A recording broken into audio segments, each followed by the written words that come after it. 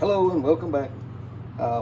Made a short about about my testing station. It's more than a testing station. It's testing and cleaning, prepping, getting electronics ready to be listed on eBay and other e-commerce marketplaces. And this is the longer version of that video. We're actually going to go through the whole spiel here. I may have to cut a couple of corners just because it's time takes a lot of time to actually go through one of these completely. And sometimes what I'll do is I'll get to that point in a minute, but I will go do other things while something's happening over here. So let me give you a quick overview. I'm gonna pick the camera up because it's sitting on top of my cleaning tank, but I'm gonna pick you guys up and show you around. Try not to get you too dizzy, but you are sitting on a cleaning tank. I got this from the Hobo Freight. I get a lot of stuff from Hobo Freight. This cord hanging out of it, that's for a submersible heater. The water does get cold, especially in the spring and fall and winter time. And the hot water cleans better. So over here, got a drying rack right now. It's full of electronics that need to be tested and cleaned. I've got cleaning supplies. I've got glass cleaner, Goo Gone. This is important. Denatured alcohol. A lot of people say use isopropyl. Isopropyl has a lot of water in it. The denatured doesn't leave water in your electronics.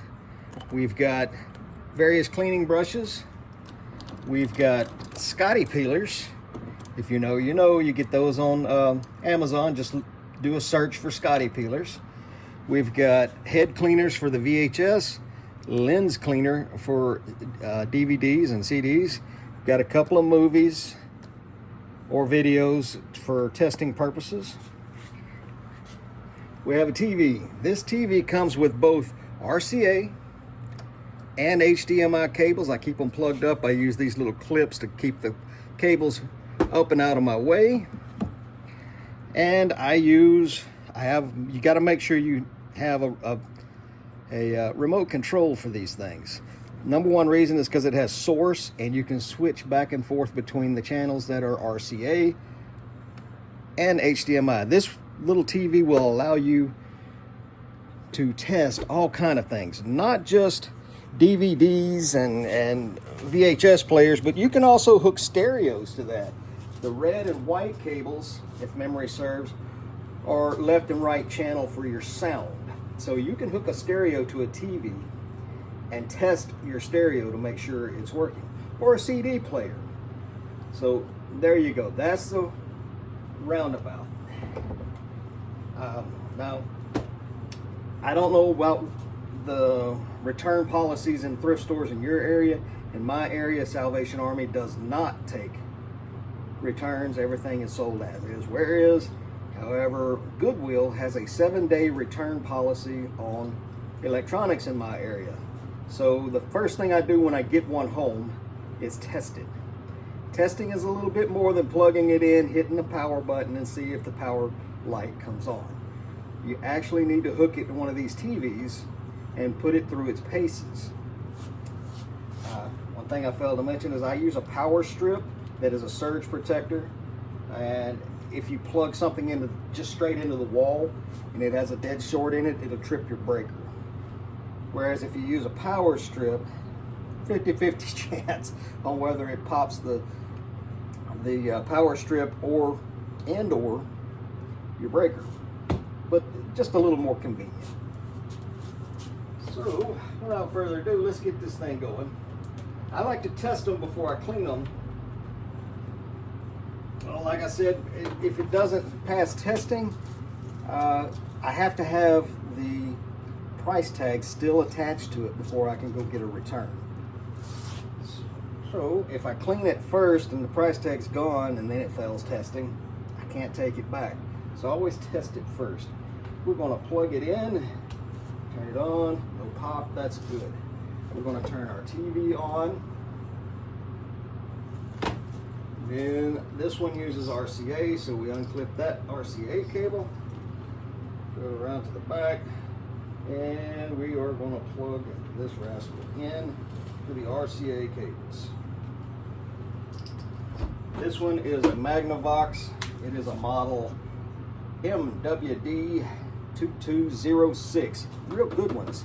Now this is a player, a DVD player, not a DVD recorder. The DVD recorders are a little better. They used to be a lot better. These days they don't bring quite as much as they did a couple of years ago, but they're still really good. But even the players can be really good. So let's turn the power on. Didn't trip. Power light is on. We're getting the signal through the TV. Let's start, since it's already on VCR, let's pop a VCR tape in it. And let's make sure that it plays. It should auto play. Got a play signal.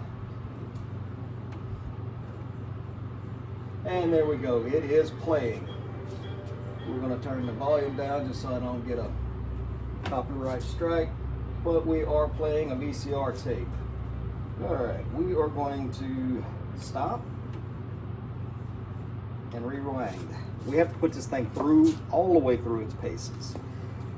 So we're going to rewind it all the way. Make sure it's rewinding. Sometimes you can hear them. This one's really quiet, which is a good thing. If they make a whole lot of noise, it might not be a good thing. But some of them are kind of loud, just not this model. Shouldn't take too terribly long. This is a short tape and it wasn't even halfway through. There we go. We're going to eject it. We're going to make sure that this machine did not eat the tape. And it did not. That's good. We're going to come back to this in a minute. Next, we're going to switch it over. DVD. Open it. And we're going to drop a DVD in it. And hopefully, that's pretty scratched up, but we'll give it a try. If it gives us any trouble, we'll plug in a different one. That one's in better shape. Let's see, it is reading. We're getting a signal from the DVD side. That's a good thing.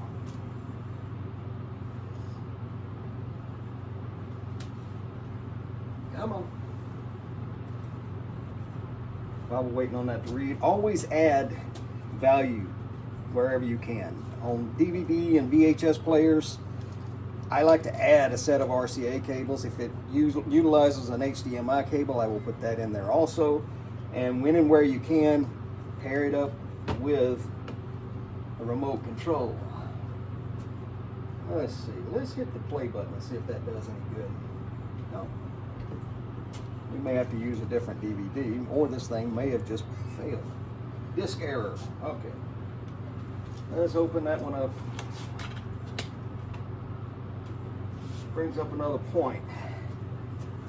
You can see this thing is all scratched up.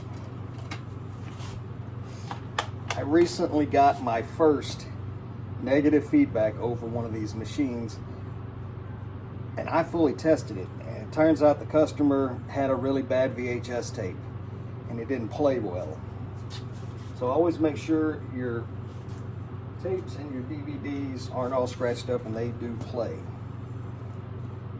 We're going to see if this other one does. If it doesn't, we will clean the lens. That's a Blu-ray. I got a whole bunch of this junk underneath my...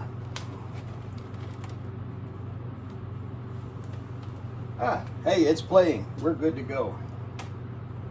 All right. So we know it plays both of them.